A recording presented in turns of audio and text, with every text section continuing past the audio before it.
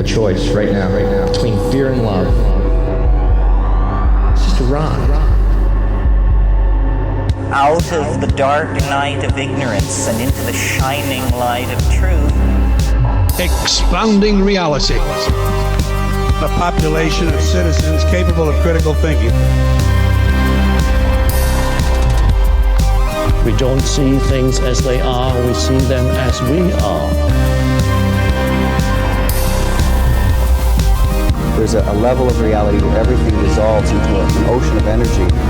We empower our experience by insisting on our authenticity. That's very profound. Very. Expanding reality.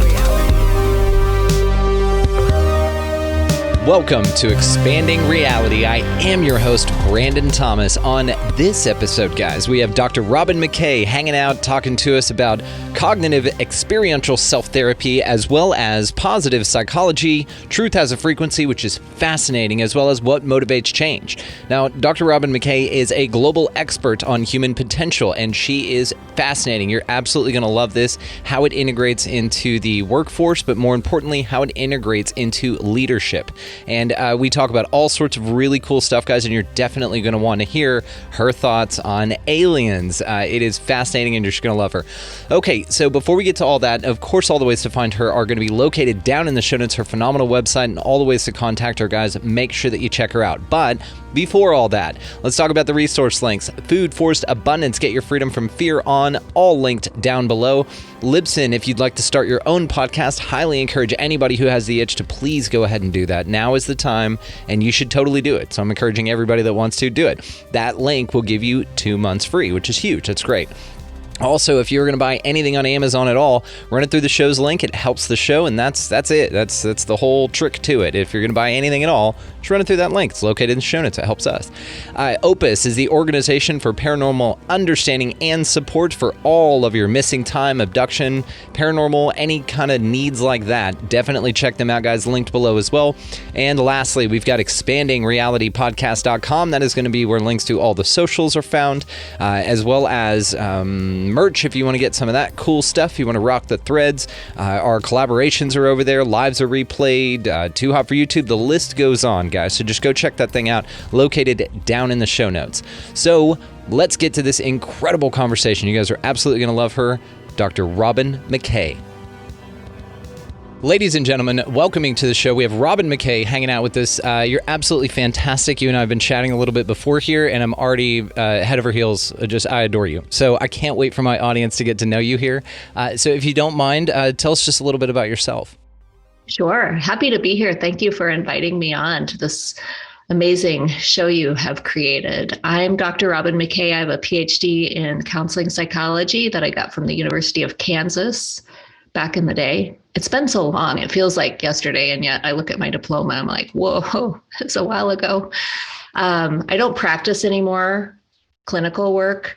I do a lot of executive coaching with top leaders from tech and healthcare primarily. I also work with spiritual entrepreneurs. And I've got a bee in my bonnet right now about ADHD and entrepreneurs. So that's kind of what I'm focusing on right now, is solving the mystery of ADHD when it comes to entrepreneurship and all things expanding reality, and how distractibility can be a gift as well as a curse, I think, in some cases. So that, I think, is enough to get us kicked off. No, it's a beautiful way to get us kicked off. And it's interesting that you say this, because it is kind of a more sensitive topic, I guess. It's up there with kind of autism and things, with this neurodivergence idea. And especially people who are finding out that they're I guess, feeling these things later on in life. That's very interesting. What put this on your radar initially? Well, so I was an ADHD kid who was undiagnosed. Girls often are, same with you.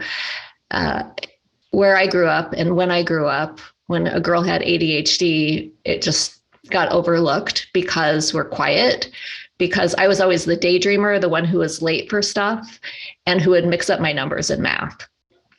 And so then I wasn't as conscientious as the other kids or whatever, but I always got really good grades and everything else. And so that kind of was the beginning. But in my PhD studies, what I focused on was gifted and talented people. So people who have fast brains in our heads. can process things very quickly, make sense of things, and know what to do about them.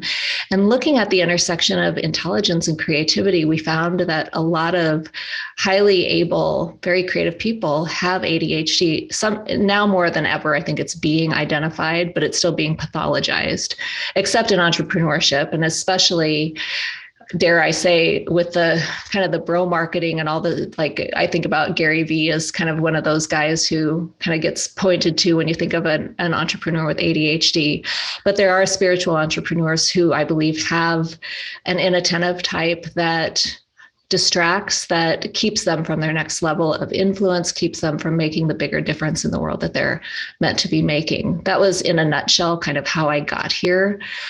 But I didn't get diagnosed until I was, in my 30s. While I was studying had actually finished my PhD, and I was working in a school for gifted kids, and I saw all these little gifted girls who had the diagnosis of ADHD, and I was like, oh my God, that was me.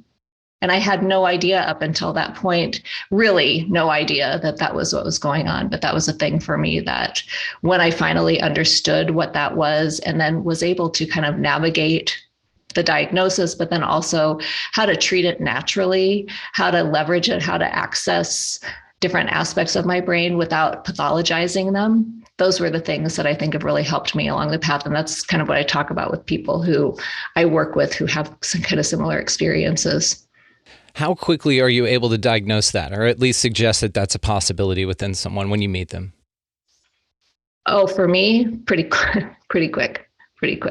It's kind of like, do you know, I'm sure you do, the X-Men. Oh, remember yeah. Professor Xavier with Cerebro goes in and kind of finds the mutants. That's kind of, I can do that pretty quickly. I kind of have a radar for the ones who are quite bright, quite intuitive, and probably has some ADHD stuff going on as well.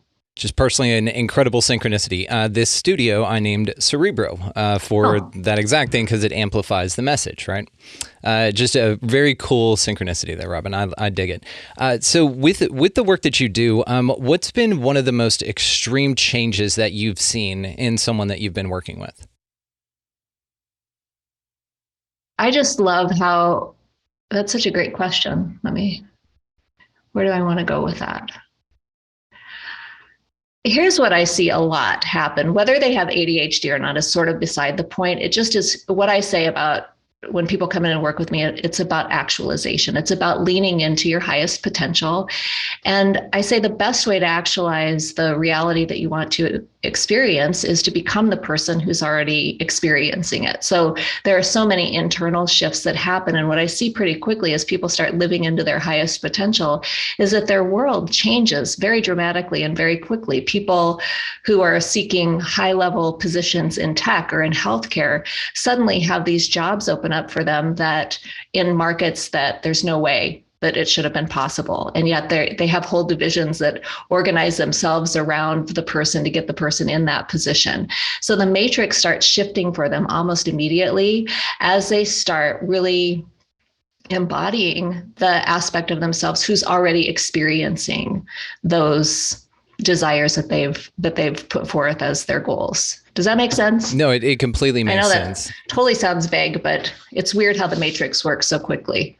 No, it is interesting. Did you have a point you wanted to clarify on it? It makes sense, but if you wanted to keep going on it, I'm here to listen. No, I just wanted, sometimes I talk about this stuff like bending time, jumping timelines and stuff like that. And people are like, what are we doing here? So, but it just really, that, I think those are the things that happen very quickly in terms of the job searches. One of the things that I know, a hill that I will always be able to take, is when somebody comes to me and they say they want their next level position. There's something that happens that I just lock in on. I've been able to do for myself many, many times throughout my career. And it's the thing that I know when somebody comes to me with I want a new job, we'll be able to leverage that. We'll be able to find that for them very quickly and have them drop into it. Yeah. So better than what they could have hoped for or imagined, frankly.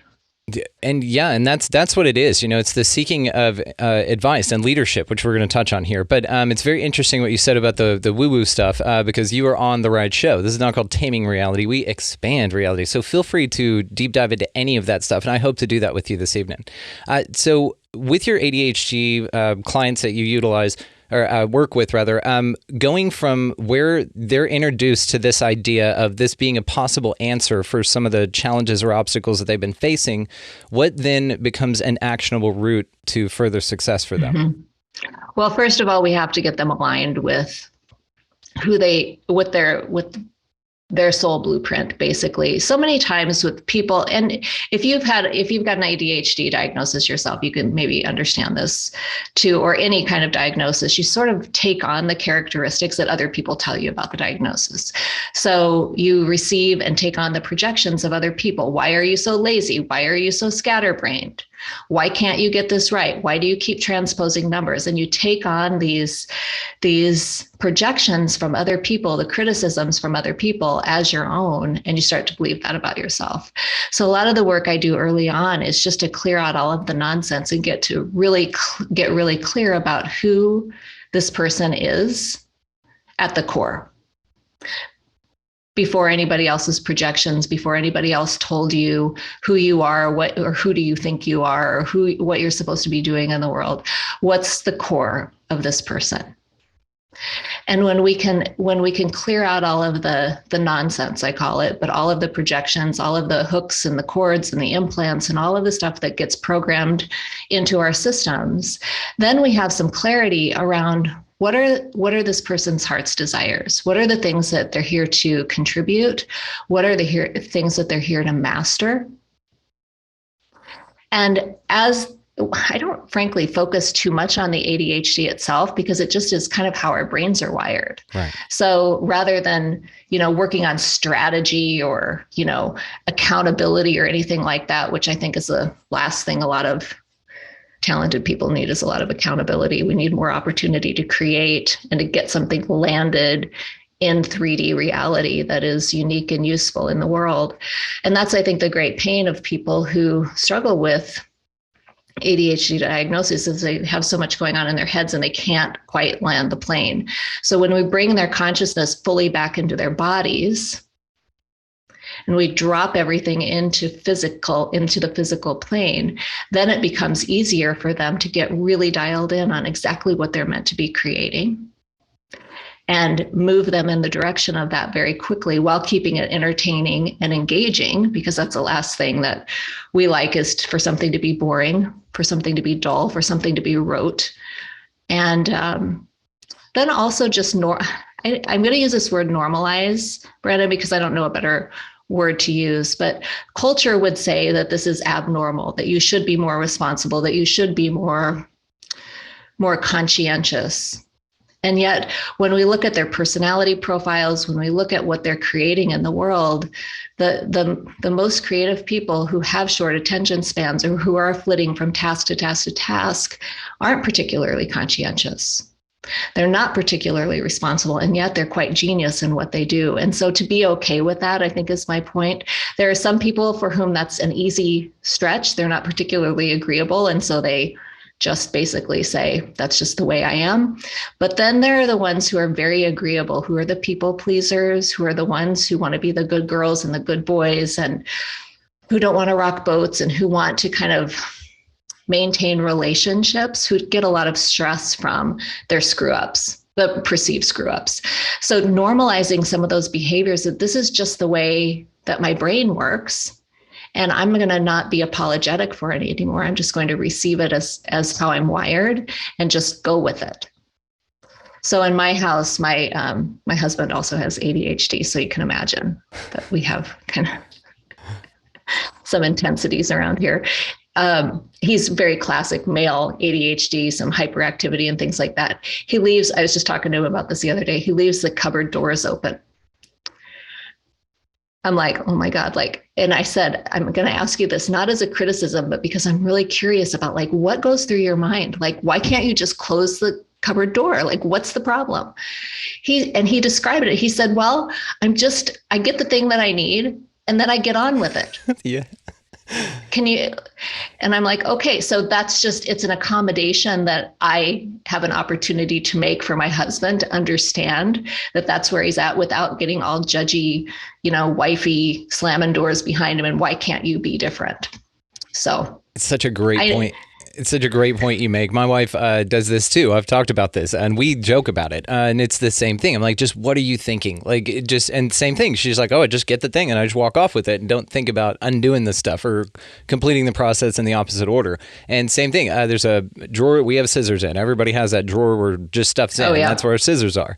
And it's right below a countertop. And so she'll open the drawer, use the scissors, leave the scissors on the counter with the drawer open. And I'll just be sitting there talking to her and I just got to scoot them into the drawer and then close it, just nonchalant, not angrily or anything, but like you, it is an interesting and not even accommodation and awareness, which is what you bring to your work, which is very interesting. This is something I was picking up on this, is that you bring awareness to these folks with all sorts of different personality types that you've got to be ready to integrate with this new knowledge. And so it's fascinating what you do. I'm always fascinated by this. So with this, though, what I'm reminded of and just the way that you're talking about, it's kind of like an ayahuasca experience. You really shine light on dark, shadowy places, but it's a more grounded way, I guess, to do it rather than this extreme kind of, 6 years of psychotherapy in a few hours kind of a thing. But you have a very interesting integration process. So tell me one of your best success stories. What's your favorite came to me and then I got a letter later saying kind of a story? I think about a woman who very, very bright. She's an engineer by training. So, those engineers just have this real quick intellect, highly, highly intuitive as well. Really hard worker. And one of the nicest, literally, I have a personality assessment that I give that's norm-based and standardized. So I can literally say this. She's one of the nicest people on the planet. Like, no joke. In a room of 100 people, like, she's one of the most agreeable people in the room. And it's really hard to be a good leader and be as nice as she is. She was working as a consultant for herself, and she was, obviously consulting with some organizations, working her ass off, and just really, she came to me because she was burned out and because she wanted a new position. She wanted a position in an organization where she could make a difference and also have the steady income and to not have to worry about all the things that go along with being a consultant. So that first phase of understanding who she was from a personality perspective, from an intellect perspective, from an intuition perspective, was a big piece of the puzzle, but also clearing out the shame, guilt, remorse, all of the very human experiences that we have, the should haves, the could haves, the would haves, all of those things. After we cleared those out and she was really able to tune into exactly what she wanted, she sent me a job description, and it was a director level position. Brandon, this woman, her CV, her resume was so, when I saw it on LinkedIn, I was like, oh my God, she wants to work with me. And yet, as she shows me this job description, it's for a director level position. And I was like, nope, no, VP and above, that's it. No more director level positions. And she was very qualified, obviously, for those upper level positions. So soon after that, a recruiter reached out to her for a C-level position. And within about, I'm going to say that process for C-level positions takes about 6 months or so to kind of work out all the details and everything. She ended up landing, and this is right before COVID, landed a, I think her comp package was over 600,000, and she had all of these perks and all of these benefits, and better than she could have ever hoped for or imagined. I celebrate that because that's a wonderful result, but it was really who she became in the process, and that she was courageous enough to go through those deep, dark spaces, to be able to speak life into the places in her heart where she felt ashamed, where she felt embarrassed, where she had trauma, where she was holding all of those things, right behind your heart and in front of your spine, you tuck away all of these things that you don't know what to do with. So in that transformation process, she was able to shift enough to take ownership of her career in a way that I know that she wouldn't have been able to have done before, because if she could have, she would have. So I just love that story. I think that, and she's still there. She led them all the way through the COVID nonsense. And, ironically, after she got there, she had a diagnosis of cancer. That fortunately she had all the support, she had everything that she needed in order to take care of herself. during that time as well. So just a lot of precious things that happened over the course of, that was probably an 18-month cycle. But I still go back to those, what happens in the middle. The results are great, but it's who she became in the process that I think I'm so proud of her for. And I know that she has a lot of pride in herself as well. It's amazing. And those kind of results, you give people back to themselves. You show them. There's a wonderful saying, and I don't remember who said it, but I say it all the time. It's not that your goals are too high and you're missing them. It's that they're too low and you're hitting them. And it's that awareness. Again, it's all about awareness with you. You bring that awareness to people. You're like, yeah, you could, but you could. And so you encourage but folks why not? Why not, right? Yeah. What's the best thing that can happen, right? That's kind of the motto. Instead of what's the worst that could happen, what's the best thing that can happen? And it's like, show me. So I'm very curious how deep down the rabbit hole you go with your clients. And if you'd like, we can go absolutely further deeper. The reason I ask is because you'd mentioned some very interesting understandings that a lot of people may need further explanation on, but you're able to explain them in a way that doesn't attach itself to something that they can detach to ideologically. So my question is what's the process like for you to filter that down with the understandings that you have and to put it into 3D terms, for better use of a word? I've been translating spirit my whole life. And so it's like I speak two languages. I speak spirit and I speak English. I speak psychology. I was so grateful in grad school. And here's why.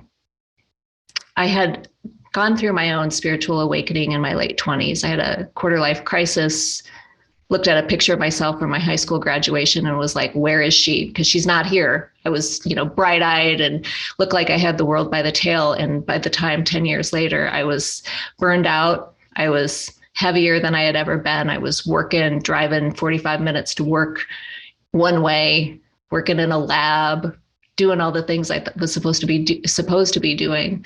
But my heart knew that I wasn't on my path. So I had gone through my awakening process. I was on a spiritual apprenticeship that would last 7 years. At the same time, I was getting my PhD at a very traditional classic school, being classically trained as a psychologist. And so I come in and I've got all of this intuitive language that I'm speaking. I'm speaking about soul retrievals and I'm speaking about trauma and the way that the soul leaves the body. And I remember one of the clinical professors said, well, that's an interesting way to describe it. Let's talk about it instead, why don't you talk about it from a brain science perspective, right? Or whatever. Like there were all of these I had to figure out these nuances on how to speak about what I knew was true,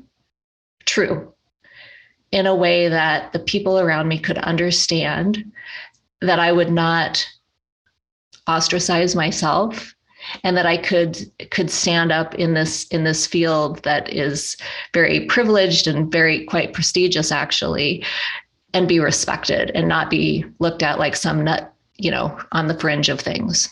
So I don't know how well I actually did with that last part about not being a nut standing on the fringe of things, and now I don't care anyway.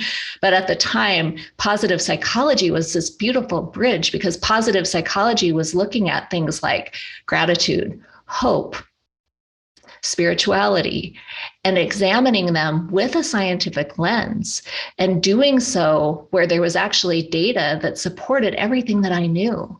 So for a long time, I would just lead with positive psychology. That's always been my go-to, especially because I do still so much work in the corporate space with tech, especially with medicine, especially. The intellect requires some kind of data to let it relax enough so that then I can get to their souls. Not everybody who's in tech, not everybody who's in healthcare is going to vibe with me. I get that. But there are those emotionally intelligent people who are, if they're awake, they're still in the closet. If they're not awake, they're getting ready to wake up in some way. They're in existential crisis or something like that. And that language around positive psychology was enough to signal to them that I was somebody that they could come to talk about these deeper things that they knew they needed to resolve. I don't know if that actually answered your question, but that's where I wanted to go with that. No, it did. And now I'm just thinking about the work with like Dr. Emoto with the water studies. And this is scientifically proven. And you guys have to take a look at how emotion is affected, or water, which is 70% of us, how that is affected by intent or emotion. And this is a physical manifestation of this.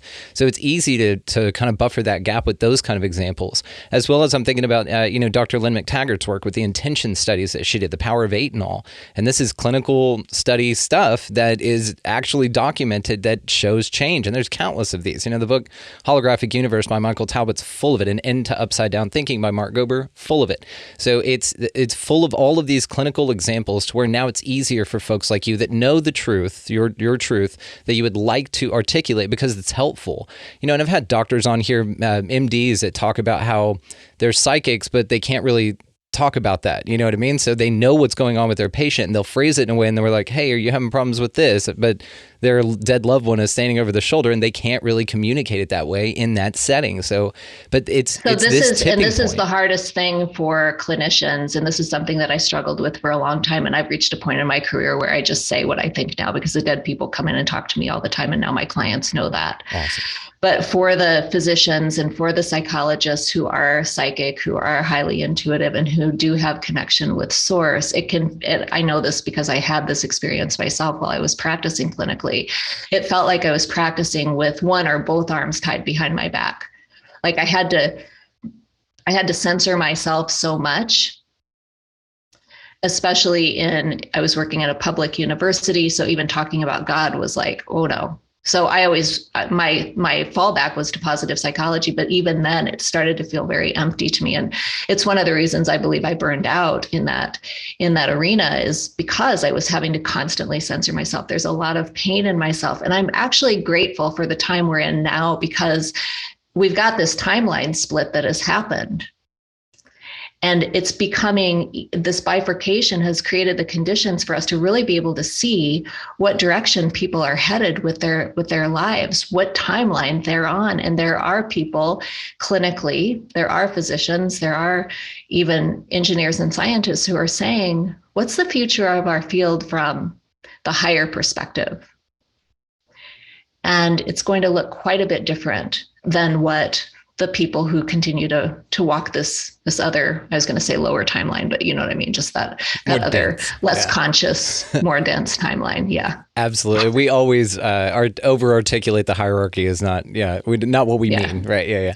We need some sort of horizontal scale for it, but even that would end up being hierarchical in someone's perspective. So it's just really interesting, this tipping point of physicians that are moving in this direction, because yes, it's so thin right now, the veil, if you want to say it that way.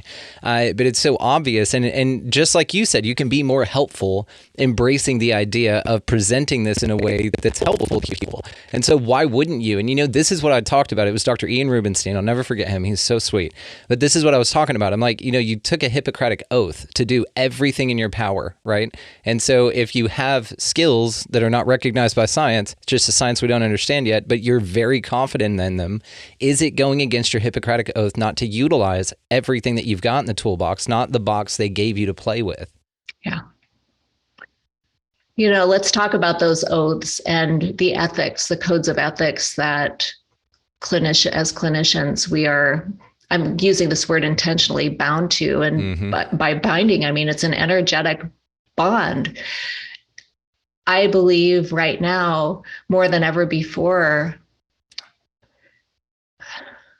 I'm looking for words just a second here, because it's such an important thing that you bring up, that at least for me, the code of ethics in my field basically says the same thing as the Hippocratic Oath, which is do no harm. And yet the medical system is set up to actually harm patients. Yes. Yeah. Thank you for saying I'm a truth teller. Yeah. But the challenge is that there's so much hypnosis within the community around what it means to do no harm. And people have drunk the Kool-Aid around science. And this is to my point is, with positive psychology, even, I've moved away from even leading with that, because I think that at some point science gets in the way of our lived experiences. At some point, science becomes a disruptor, and not in a good way, to our intuition.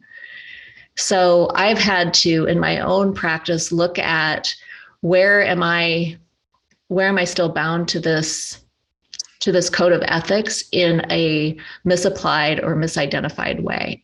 And how can I untangle that energetically so that I can be in full alignment with what it means to actually do no harm? I know it makes sense, but it's been an important part of my journey in the last couple of years. That's so important. And the way you put it, I got chills. It's perfect. So thank you for articulating it the way that you did. It was absolutely brilliant. And this is one of the things. This is like all these professors or whatever have to die before, the truth comes out, because you don't want to ruin their name. It's all this ego and wrapped up in this crap. And it does seem to be like this inversion of reality. I love the way you put that. It just doesn't match our observable universe. It doesn't match things. This is why people question like the shape of the earth and stuff.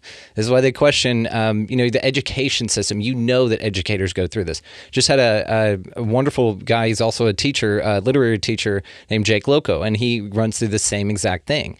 And it's about this binding, and it's you nailed it with this. You were literally bound. Your angels with your wings bound, and you just kind of have to do your best and be that guiding light that motivates them to at least ask questions. You can't tell them the truth, but you can at least encourage the inquisitiveness in them. It's so important, and I love the way that you put this. So thank you so much for sharing that. So I'm just curious, what's your life philosophy? Like, what's your go-to? Just here's what's going on here, and here's how I approach it. Well, in the last couple of years, as I've been riding this wave of life on this earth plane, what I've realized is that I'm either in the Matrix movie or I'm in the Hunger Games, and I'm not sure which, and it may be both.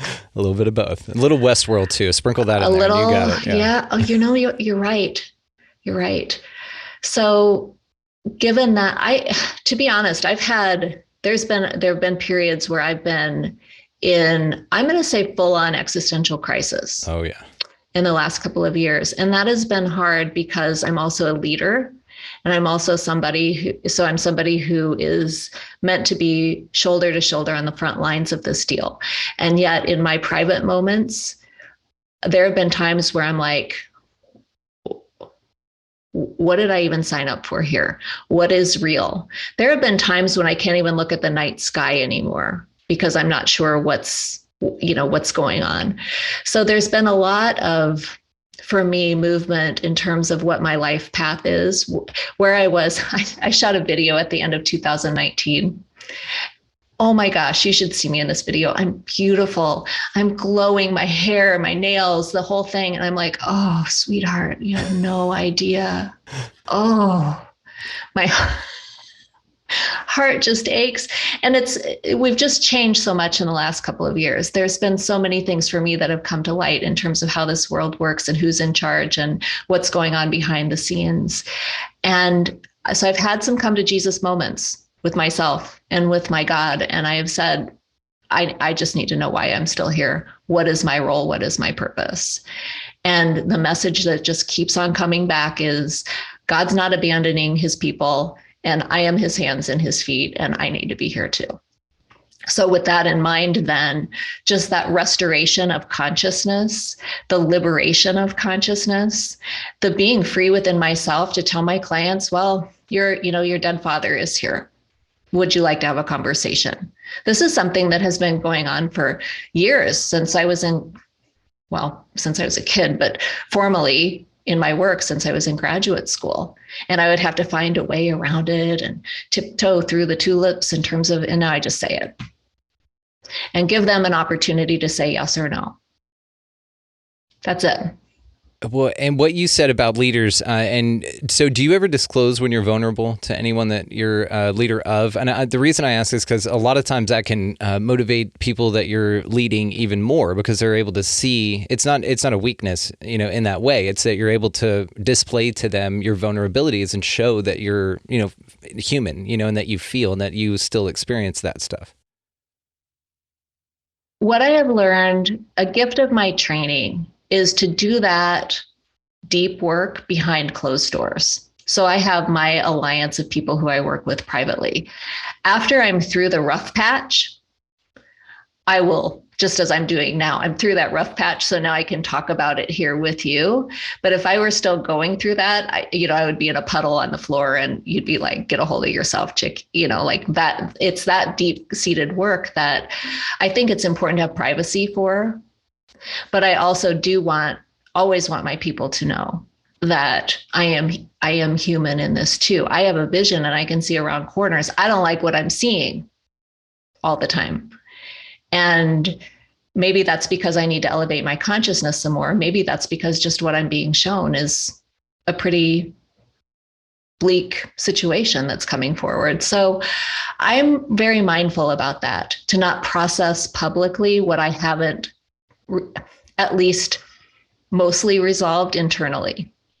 It's a great way to put it. Yes. Because, there are some people who will go online and, share everything and overshare and get vulnerable for the sake of being vulnerable. And that's not how I have ever been in my work. So it's not something that I see shifting now, but I certainly, as soon as I'm through it, I'm going to have those conversations.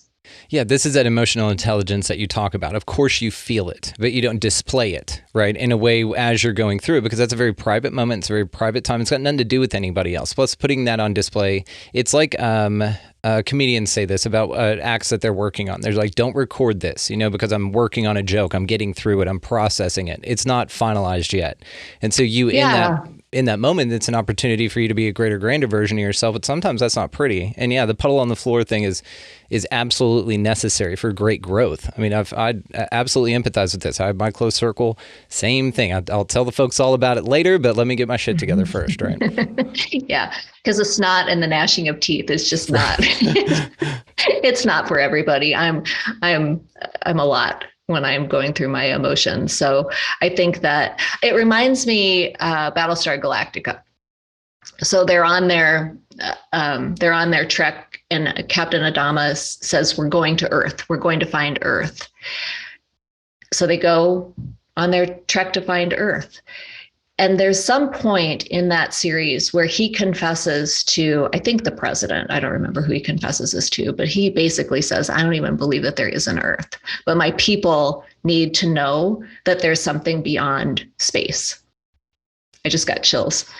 So that's kind of when I look at my philosophy of vision, of creating meaning and purpose in my life and helping my people to do the same. I think it's really important to be able to acknowledge that sometimes we are in existential crisis, and because we're human. But it's probably not the best idea to announce that to the entire, crew that you're working with, for example. Could not agree more. Now, about existential crisis, is it necessary? So the reason I ask this is I feel like a lot of things that people take on and take responsibility for and feel emotions for that have nothing to do with them. And it governs the way that they interface with their reality, and it kind of robs them of the moment of now if you're not in the moment of now, right? And especially for things, let's say, coming out of the TV, for instance. So what is some good advice for you to give to people to manage those expectations? Well, the first question that you asked, is it necessary? Is an existential crisis necessary? I think that there are moments that we have in our lives to do deep self-examination, and they arise every once in a while.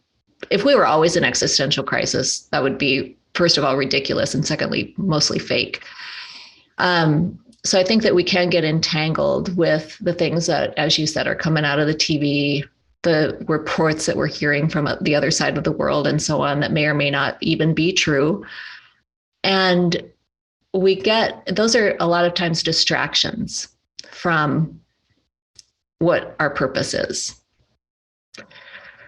So we have to be discerning. And one of the things I see happening in our awakened community is especially with people who are just new to intuition, who are just learning like all the nuances of what it means to actually feel something that maybe doesn't even belong to you, or to know something that other people know, or to have a real truth bomb just drop in and just know that you know that you know it. We require a level of discernment. We cannot throw our intellect out, but neither should we be bound by it. The intellect is meant to be our servant, not our master. So I think that in terms of existential crisis, I don't think that we have to go into healing crisis every time we need to make a transformation. I think that that's going into crisis is optional. I think it takes a psychologically mature person to be able to feel his or her feelings, to be able to move through emotions, to move through difficult times without losing our shit, or at least without doing so publicly.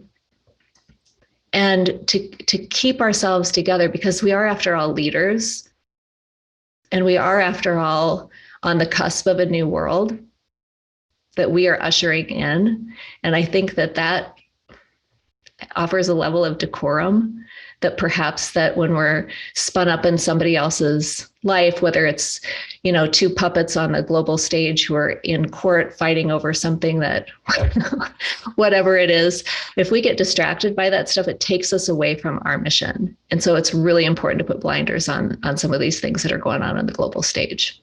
I'll just say that. I could not agree more. And I've got the saying, tend the garden that you've got, right? All you can deal with is what you can deal with. All you can manage is what you're presented with in your reality. And anything else is a choice to offer your energy and attention up to.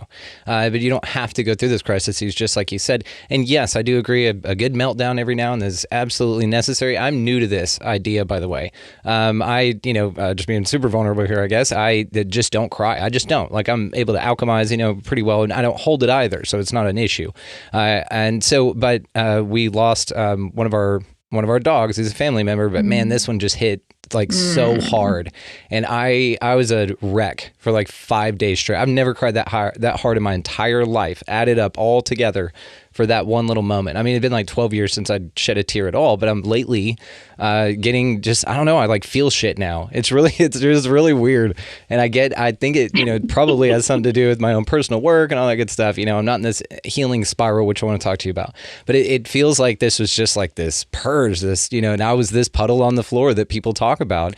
And it was just unpleasant, and so, yeah, I don't want to video that and put that out. I'm doing TikToks like crying. No, get out of here. Like, process your moment, have your moment, feel your feels, express what you need, and move on. And I love the way that you put it, because it's just eloquent, and thank you. Well, I'm sorry you lost your puppy. That's so hard. And what I was being shown is that dog carried a lot of the stressors for you. And so part of that, just, that purging and the saying goodbye and the grief that goes along with that. But that bond was really special. And he's still with you. Oh God, I'm assuming it's a he, but they don't leave us. They don't leave us. I know. And I've got this whole thing about it. My wife and I don't have kids. We're just opted out. I got the bullets taken out of the gun and everything. It's just not for us. And so, our animals are like that. That's where we express our love in that way. And now we're running a damn nursing home for dogs. We have like 3 dogs over 12 years old. And it's just, we got them and they were all kind of the same age and they're all adopted, they're all found us or whatever. But yeah, this little booger, he just rang this bell. And yes, it was just this purging is really what it felt like. It felt more than just him. Yeah. The other thing I will say about that, Brandon, is that for men in our culture, and I've written about this, that there is, and this, the socially sanctioned emotion for men is anger or nothing. The times that men are allowed to celebrate, generally speaking, is after they hit a home run, or after they make a touchdown, or after they win the Stanley Cup. They are allowed to embrace, to cry, to express emotion. But otherwise, all of the emotions, and I'm speaking generally, I know that you know that, but I feel like that I need to also add that there are more within group differences than there are between group differences when it comes to emotions. But largely speaking, when you've got all of those emotions wrapped up, because nobody ever taught you what to do with them when you were a little kid. Do you see what I'm saying? So what a gift that this little pup gave you as I'm going to use this word intentionally as an excuse to feel your feelings. That's a wonderful way to put it. And it really, though, I'm smelling what you're stepping in, and I completely agree with that. I've never been adverse to it. I don't, fit into those norms anyway. Being, what's the saying? Being well adjusted to a sick society is no measure of good health. And so I learned that a long time ago. And I've had no problem flying my freak flag and just like, I'd cry if I needed to, but it's just, I really didn't, it's like a switch was flipped. And it wasn't even like a permission thing, because I always give myself permission, but it was really just like this, all of a sudden this flood of it came in, and it was really, I just couldn't stop crying. Like, it was just this crazy, and it was hard, it was just so damn hard. And that little booger, but same thing, I have this philosophy that like we don't deserve them anyway. And dogs, I say this, and that it's better for us to outlive them. Cause you see those sad videos, and I don't watch stuff like that. My friends know better than to send it to me, but you'll see this dog like run a mile away from its house to lay at its owner's grave. Get out of here. I can't deal with that, So the greatest gift we can give to them is this. And man, that dude went like that, by the way. He had a little heart failure and stuff, so he didn't suffer, but it was like instant. And so that's like, and you think about that, like of all the ways you can return to source here, especially as an animal like that, he wasn't mauled by a bear or something like that. It was this easy, just boom, over. Mm-hmm. It's just over. Perfect. Yeah. Perfect. And that's like the gift, right? It's like what we give them. But anyway, I didn't mean to go off on that for so long, but it's just an interesting thing. And it feels this. Have you noticed this with we'll just stick with the generalization of males now, with the male clients that you work with, that they're a lot more vulnerable? Do they perhaps seek advice for what's happening to them, air quotes, to you a lot more lately, especially? Yeah, they're asking, there's a lot of sense of responsibility among the men who work with me, and wanting to be, the pressure that I'm seeing with the men who work with me is that they want to be good guys. They really genuinely want to be good guys, and they are good guys, to the point where they're people pleasing and they put themselves on the back burner in order to keep other people happy. And so a lot of this from the men that I work with is around liberating consciousness again, and giving, I hate to use this phrase, but it's the one that just is occurring to me right now, giving permission to put yourself in first place, because, it's just that old oxygen mask in the airplane. You put that on first so you can help other people. But the social standards, the social genetic generational influences that men have been enduring have really taken a toll, I think, on their psyches, on who they're meant to be in the world. And they are meant to be much more balanced in their emotional flexibility, in their connection with themselves, with source, with others.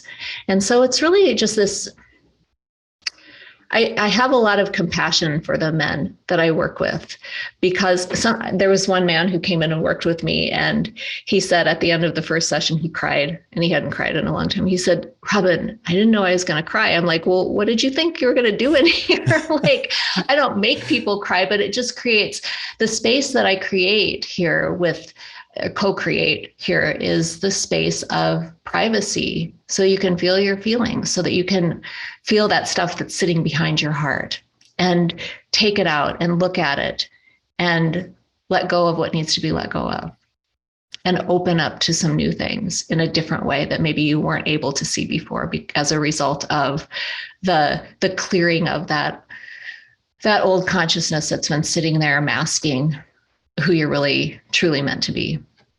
No, I love the way you put that. And it's kind of like, again, you're shining awareness, you're shining light on this. So to what you pointed out, and you've pointed out on a couple of things here, and I'm excited about this, is that you've noticed that, and you articulate this to people, and you clear this up for them when they're looking for answers and they're able to receive the information. You clear up the fact that a lot of things that they've learned and just been told and that are out there still kind of going on are the opposite of reality, the inversion of reality. I know you've come to this understanding on your own. How are you able to articulate this? Because this is almost like a conspiracy theorist. You run around, you Paul Revere, you're like geoengineering and look at Building 7, and you do all of that to wake people up. But it comes at this at the person receiving that information that finally can look above the wall of 3D into the 4D or a higher consciousness and start asking those questions. That's a very heavy thing. And I'm sure that your clients experience this as well, or the people you work with. Do they get the same heaviness of responsibility, like, oh my God, I've been lied to the whole time? Or is it also, or is it also like a release, like a relief, like you've given them an understanding that they couldn't reach before? There's a psychological theory that I love, which is called cognitive experiential self theory. And it goes like this. When you're exposed to something new that you've never experienced before, whether it's an ayahuasca ceremony, just watching it without even participating in it, or going to an African-American Baptist church for the first time, and you're a white Catholic girl, for example, you have these experiences that are outside of your normal world, and they change you in some way.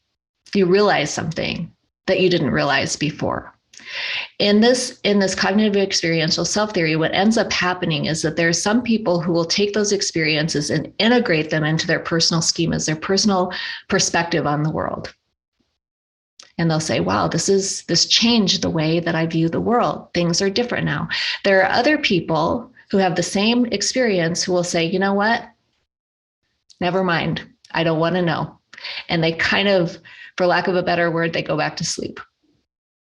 And it's almost like that thing never happened to them. And then there's, all the space in between those two extremes. So where I always start is with this: truth has a frequency. And when you listen, when you pay attention, you can start to really tune into what truth is, what is true. I've also learned along the way that most things that we see have two truths and a lie attached to them. So, there's a level of truthiness to it, and it makes sense, and you can kind of sense it. But then there's always something that's hidden, and that's the inversion. Whether it's a psychological theory, like I have this theory that Maslow's hierarchy of needs is actually inverted. That self-actualization should be at the base, not at the top of the pyramid. Yeah, like the starting point, not the result. Mm-hmm. Yeah. Because if you're self-actualized, you have everything else. Okay. So truth has a frequency, and that's where I start with my clients. There are some who, I remember I was sitting on the deck of a restaurant looking out over this beautiful creek bed with one of my clients. And we were talking about all the things that are going on in the world. And I forget what I shared with her. Who knows? There's so many things that I could have shared with her. And she sat back in her chair, kind of like this. And she said, I don't even know what to do with that. I don't know if I should have an existential crisis with it. I don't know what I should do with it. Well, she needed some time to process that, to decide if she's going to integrate it or not. And she has integrated it.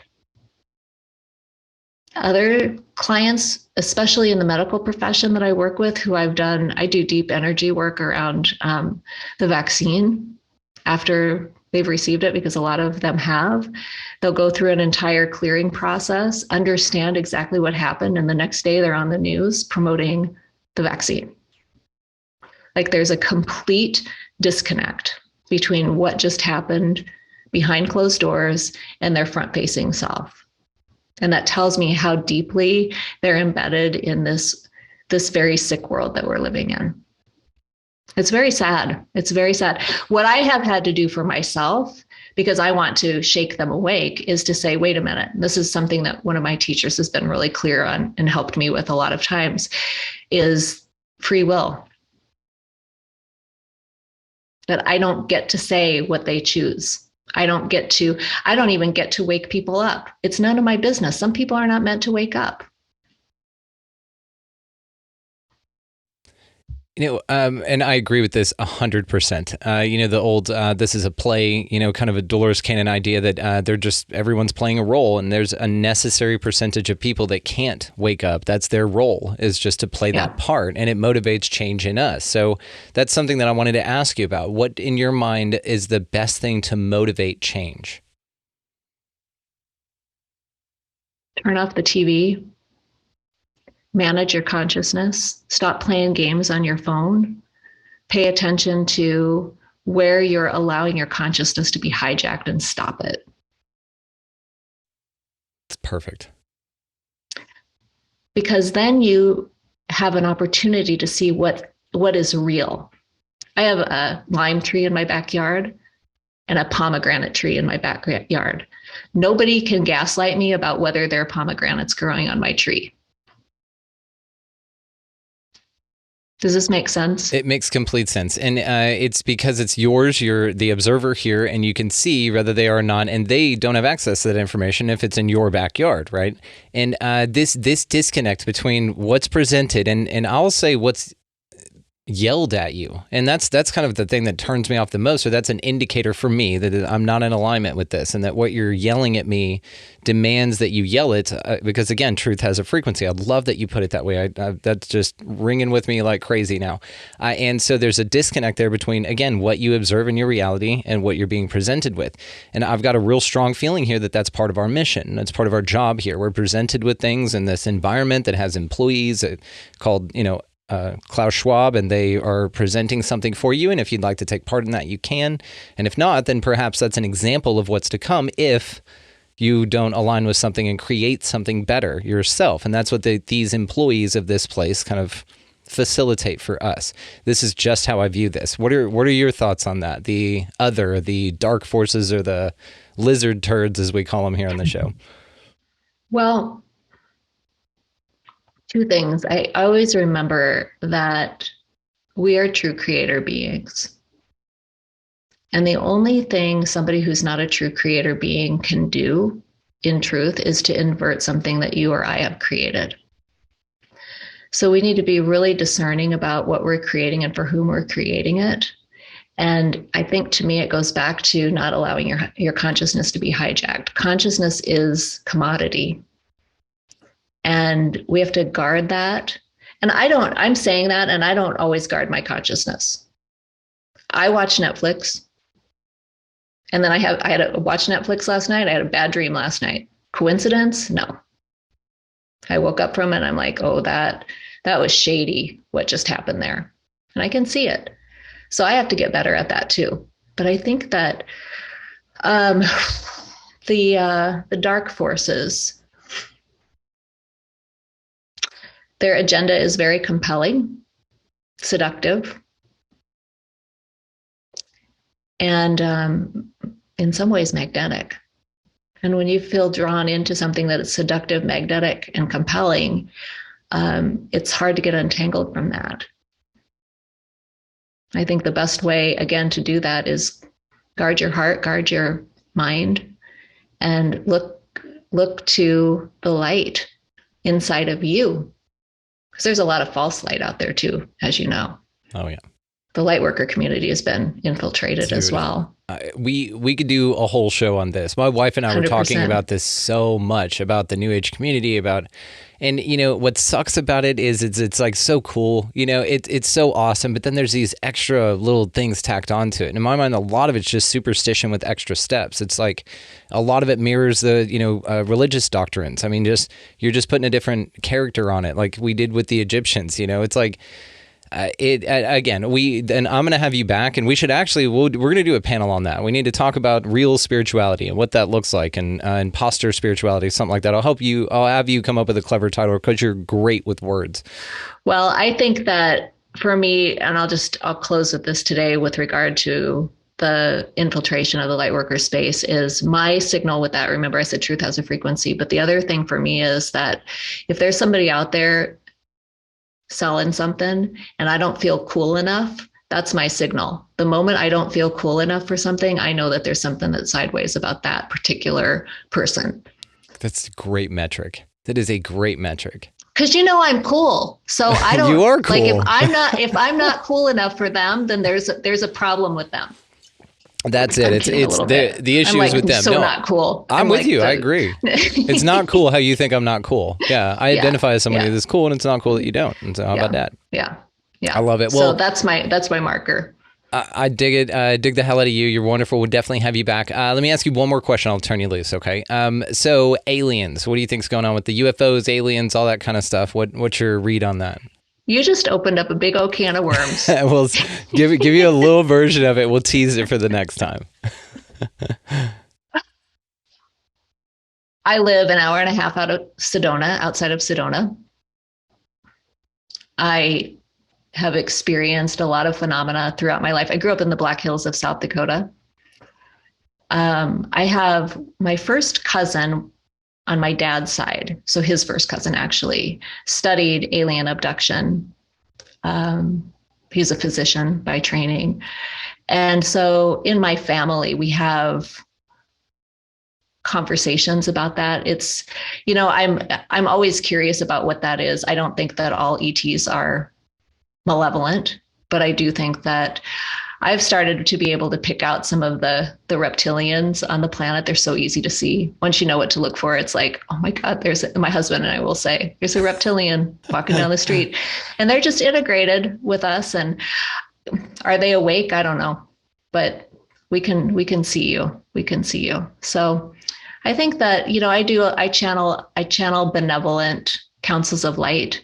And what I will say is that we can get sucked into the darkness, but there is so much light streaming onto this earth plane. And there are people like you and people like me and our colleagues who are anchoring light. And I think I'm shaking right now with vibrating with the frequency of that light. And I sense that you probably are as well. And I think that is, don't get lost in the distractions. That's what I will say about all of the nonsense. Some of it is, remind me to tell you about the dream I had about the spaceship tin can.